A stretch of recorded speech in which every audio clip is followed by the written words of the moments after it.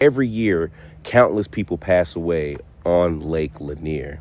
And it wasn't until I started doing my research that I found out that Lake Lanier, as you might have just heard, was built on top, they say, of an old black town, Oscarville. And they say everything just went awry in 1912. But what I did not know was that it all stemmed from a young white girl by the name of Mae Crow, who was raped, I believe, and murdered. I believe she was murdered.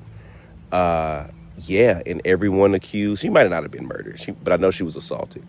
And her body was found right next to Oscarville, the town of Oscarville.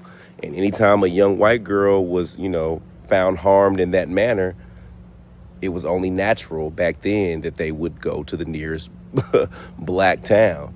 And unfortunately, it was Oscarville.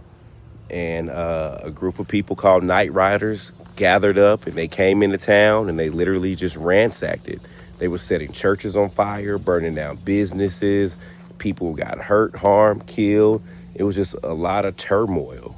And once all of that was done, all the mayhem was done, all the violence occurred, all the rioting and looting and burning down, once everything subsided, the town ended up being flooded to create Lake Lanier. But they say by the time the flooding happened, all the townspeople had been moved out, either forcefully or they were bought out, from the research that I've done. So I know a lot of people believe that the town was just flooded with all these people still living here, which from my research isn't necessarily true.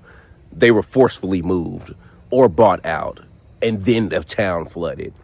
So people feel like Lake Lanier is haunted just by the ancestors, the people that once lived and died and worked and thrived in Oscarville.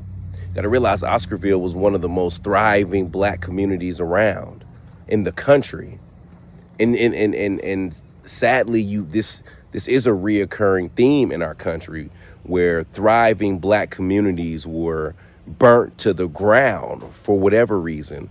From here, Oscarville, to Tulsa, Oklahoma, to Black Wall Street. Like, it was so many of these thriving black communities that, are no longer. So I came here today to the waterfront of Lake Lanier